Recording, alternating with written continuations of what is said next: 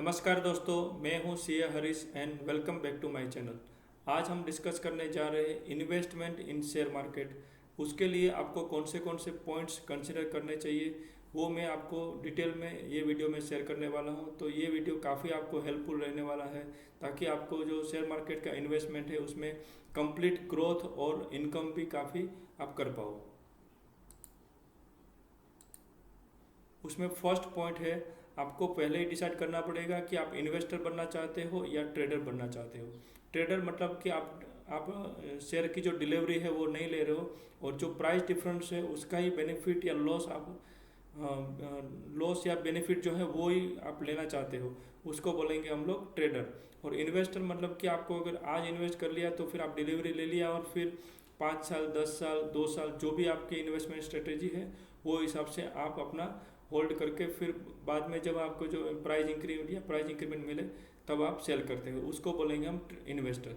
तो मेरे हिसाब से इन्वेस्टर या ट्रेडर जो भी है आपकी रिस्क कैपेसिटी के हिसाब से या आपकी स्ट्रेटेजी वो पहले ही डिसाइड करके वो हिसाब से फिर आप कंपनी और अपना ट्रांजेक्शन्स है वो सिलेक्ट कर सकते हो। क्योंकि ट्रेडर जो है वो मैं भी पर्सनली आप सजेस्ट नहीं करूँगा इनिशियल स्टेज पे, क्योंकि आप शेयर मार्केट में नए हो तो फिर ट्रेडर बनोगे तो ट्रेडर में क्या है कि कभी आपको लॉस भी हो सकता है या आपको फिर कंटिन्यूस बेसिस पे आपको वॉच रखना पड़ेगा शेयर मार्केट पे। वो अगर आप रख पाओगे तो अच्छा है, अदरवाइज आप अगर आप अपना बिजनेस या जॉब के साथ साइड में अगर कर रहे हो तो फिर इन्वेस्टर बनना मेरे हिसाब से बेटर रहेगा। Then second factor is risk taking capacity, मतलब आपकी रिस्क टेकिंग कैपेसिटी अगर लो रिस्क में जाना चाहते हो तो वो हिसाब से आप कंपनी सेलेक्ट कर सकते हो, या आप फिर मीडियम रिस्क में जाना है तो वो हिसाब से कर सकते हो, और हाई रिस्क में जाना है तो वो हिसाब से आप कंपनी सेलेक्ट कर सकते हो। और उसका जो फंडा है उसमें ऐसा होता है कि अगर आप लो रिस्क में फॉर एग्जांपल आप 12% इंटरेस्ट 12% इनकम कमाना चाहते हो तो कोई भी जो नंबर है उसको 72 जो नंबर है 72 को डिवाइड बाय 12 करोगे तो जो नंबर आएगा तो वो नंबर पे आपका वो उतने साल में आपका जो इन्वेस्टमेंट है वो डबल हो जाएगा। फॉर एग्जांपल अगर 12% रिटर्न आपको मिलता है तो 70 डिवाइड बाई 12 करेंगे तो 6 ईयर होता है। तो आपका जो इन्वेस्टमेंट अगर आपने 1 लाख रुपया आज इन्वेस्ट किया है तो 6 साल बाद आपका वो चीज़ डबल होगा। उसके तो आपको जो टाइम लगेगा वो 6 साल का लगेगा। वही चीज़ अगर आपका कम इसमें कर दिया तो फिर वो हिसाब से आपको अगर 18% में किया है तो 18% में 4 साल में आपका डबल हो जाता है। तो 1 लाख रुपया अगर आज इन्वेस्ट किया है तो 4 साल में वो 2 लाख रुपये हो जाएगा।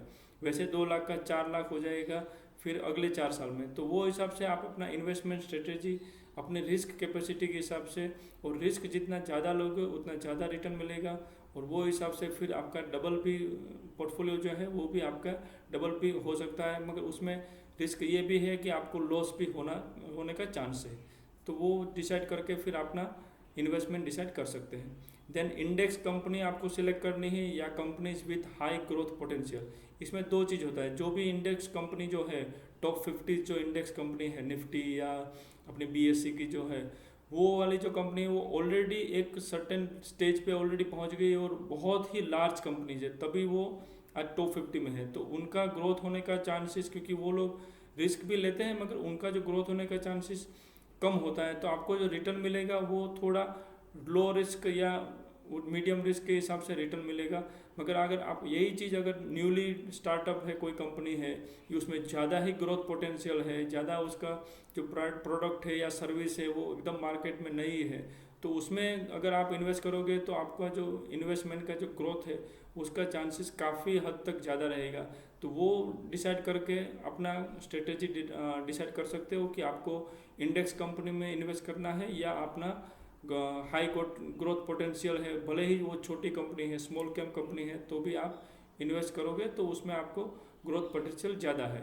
देन डायरेक्ट इक्विटी में करना है या म्यूचुअल फंड में करना है, ये भी एक इम्पोर्टेंट फैक्टर है जो आपको कंसिडर करना चाहिए before investing into share market. तो अगर आपको म्यूचुअल फंड में इन्वेस्ट आपको अगर कुछ शेयर मार्केट के ज़्यादा नॉलेज नहीं है और आप अपना फुल टाइम या कुछ रिसर्च में भी नहीं दे पाओगे तो फिर उस टाइम में उस केस में आपको म्यूचुअल फंड में ही जाना चाहिए, क्योंकि mutual fund is better. Mutual fund में जो हैंडल करने वाले जो लोग होते हैं वो उनको काफ़ी प्रोफेशनल रहते हैं और वो हिसाब से आपका जो फंड है या आपका जो कॉर्पस है उसको सही तरीके से इन्वेस्ट करके रिसर्च करके उसके बाद फिर आपको जो अपना जो इन्वेस्टमेंट का जो पर्पस होता है, जो इन्वेस्टमेंट की जो स्ट्रेटेजी होती है जो म्यूचुअल फंड की, वो हिसाब से आप एक सर्टेन ग्रोथ मिलता रहेगा और आपका इन्वेस्टमेंट प्रॉपरली सिस्टमेटिकली होता रहेगा। और आपको अगर नॉलेज है तो फिर डायरेक्ट इक्विटी में भी जा सकते हो।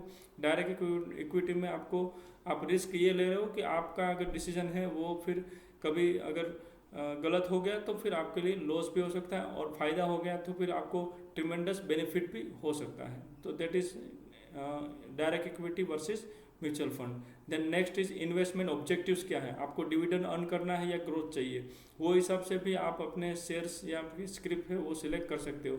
अगर आपको डिविडेंड पे आउट में इंटरेस्ट है, आपको रेगुलर इनकम चाहिए और डिविडेंड की इनकम है, तो वो हिसाब से फिर अपना स्ट्रेटेजी या अपनी कंपनी सेलेक्ट कर सकते हो। और या आपको ग्रोथ भी चाहिए तो ग्रोथ के हिसाब से जो कम डिविडेंड पे करते हैं मगर जो शेयर प्राइस जो है वो बहुत ही हाई रहती है, तो वो चीज़ में आपको इन्वेस्ट करना चाहिए, वो हिसाब से आप कंसिडर कर सकते हो।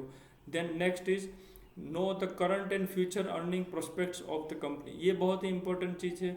आपको पास्ट परफॉर्मेंस तो कोई भी आपको दिखा देगा, कहीं पे भी मिल जाएगा, मगर आपको ये भी देखना है कि अभी जो करंट सिनेरियो क्या है, करंट सिचुएशन क्या है और फ्यूचर अर्निंग प्रोस्पेक्ट्स कैसे है उस कंपनी के, कौन सी, तो वो हिसाब से आप अपनी कंपनी या इन्वेस्टमेंट डिसाइड करके फिर उसमें इन्वेस्ट करेंगे, या हाई ग्रोथ पोटेंशियल है उसमें इन्वेस्ट करेंगे, तो फिर आपका पोर्टफोलियो है उसको आपको ग्रोथ मिलेगा और रेगुलर इनकम मिलती रहेगी।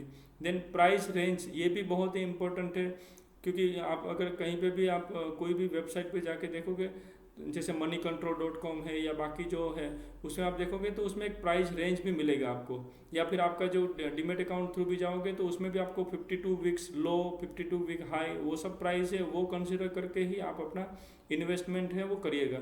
जैसे आप अगर 52 हाई जो है वो प्राइस पे अगर आपने एंट्री लिया और उसके बाद फिर थोड़े टाइम पे 2 महीने 6 महीने में वो प्राइस कम हो गई तो फिर आपको लॉस हो सकता है। तो आपको वो भी कंसिडर करना है कि कौन सी प्राइस बैंड है और कौन से आपको लोअर प्राइस बैंड में अगर आप इन्वेस्ट कर रहे हो या एंट्री कर रहे हो तो ठीक है, तो फिर आपका अपना ग्रोथ मिलेगा। अगर आप हाई प्राइस बैंड में एंट्री करोगे तो फिर आपको ग्रोथ का चांस कम रहेगा, तो वो भी देख के हुए आप अपना इन्वेस्टमेंट डिसाइड करिएगा। Then next is stock performance compare to its competitors. जो भी आप कंपनी सेलेक्ट करोगे तो उसके कॉम्पिटिटर्स के भी फाइनेंशियल्स आपको देख लेने चाहिए, या उनके फाइनेंशियल नहीं देखोगे तो उसकी प्राइस जो है वो तो आपको कंसिडर कर लेनी चाहिए। जैसे आपकी कंपनी है उसकी 100 रुपीज़ प्राइस है और कॉम्पिटिटर्स विथ सेम वॉल्यूम और सेम कैपेसिटी है या सेम बिजनेस है, वो उनका जो प्राइस अगर आपका 150 है या 200 है तो डेफिनेटली आपका जो प्राइस है कंपनी की वो बढ़ने के काफ़ी चांस है, तो वो भी एक इम्पोर्टेंट फैक्टर है, वो कंसिडर कर सकते हैं। देन आपका कंपनीज मैनेजमेंट पास्ट हिस्ट्री, वो भी आपको देखनी चाहिए, क्योंकि पास्ट हिस्ट्री आप मैनेजमेंट की अगर सही नहीं है तो फिर आप इन्वेस्ट करोगे तो आपको लॉस होने का पूरा चांस है। काफ़ी सारे प्रमोटर्स रहते हैं, वो फ्रॉड प्रमोटर्स रहते हैं या उन्होंने पास्ट में कोई फ्रॉड किया हुआ है, वैसे कोई प्रमोटर्स होते हैं, वैसी कंपनी में आपको इन्वेस्ट नहीं करना चाहिए। मैं भी आपको एडवाइस यही करूँगा। तो वो हिसाब से आप कंपनी का जो मैनेजमेंट है और ये प्रमोटर्स जो है उसकी भी आप हिस्ट्री चेक करके ही आप अपना इन्वेस्टमेंट डिसाइड करिएगा। देन प्रोडक्ट और services in which company deals, आजकल ये बहुत ही इंपॉर्टेंट है, क्योंकि आगे आपका जो है पास्ट परफॉर्मेंस, मैंने पहले बताया कि पास्ट परफॉर्मेंस तो ठीक है, मगर फ्यूचर में वो प्रोडक्ट की कितनी वैल्यू है।